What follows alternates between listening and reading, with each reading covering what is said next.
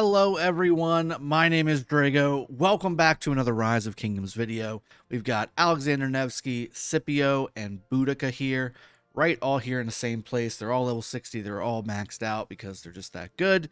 I wanted to make a video today about which order you should maximize these commanders in, if you should max them, and ultimately why you should focus on these three commanders as you enter Season of Conquest. Stay tuned.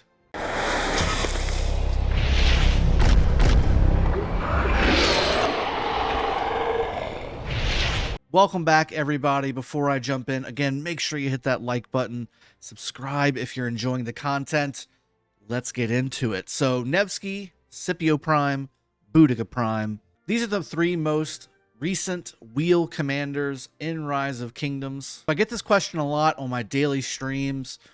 Which one should I focus on? Nevsky, Boudica Prime, Scipio Prime? Which one's better? If you're just focusing on open field, which of these three should you focus on? Should you get all of them? I'm going to go 1, 2, 3 as far as level of importance.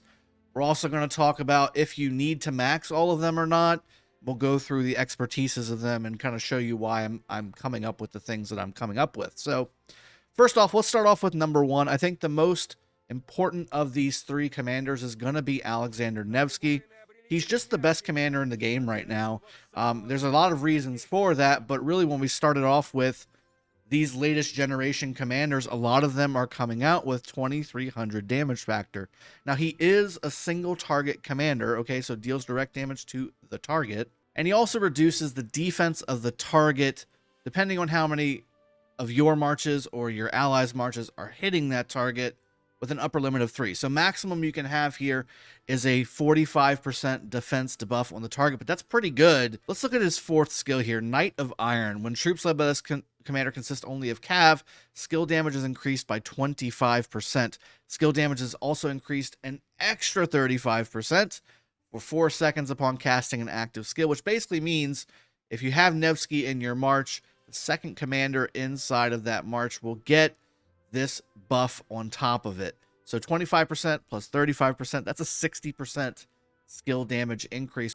Everything that you would want in a commander is in Nevsky. That's why he's so good. He is number 1 on this list. Number 2 for me is going to be Scipio. Now again, why Scipio? What makes him special?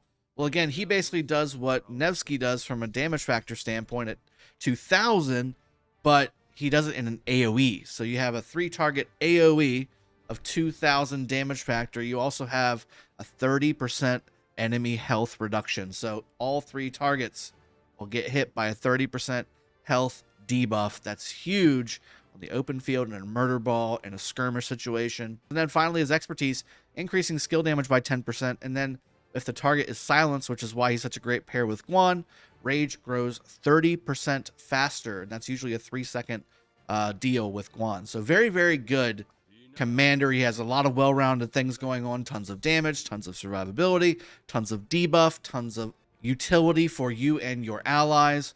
And again, you also have the silence factor with the rage generation and all that good stuff. Here we have Boudica for the number 3 spot.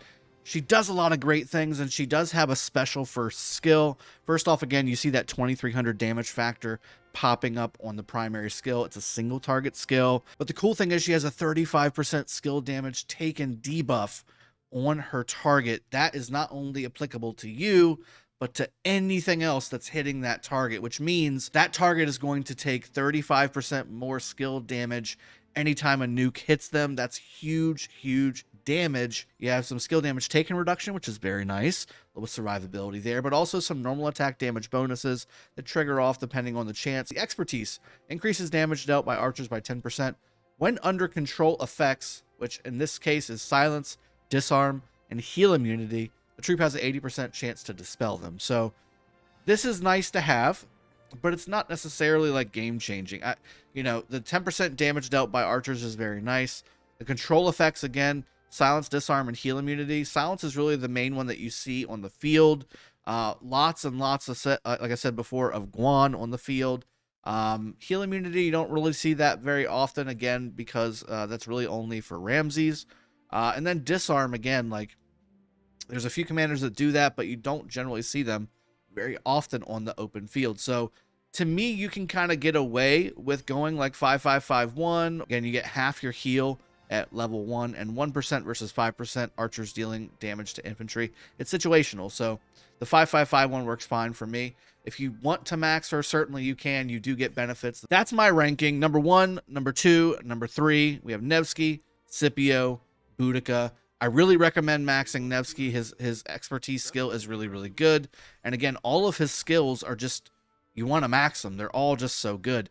More so than even just the expertise. It's just the fact that all 4 of his skills are just so good that you want to have them maxed out, and you'll just get the expertise as an extra, really, at that point. And then again, Scipio, again, if you're going to put him with Guan, you got to have him maxed.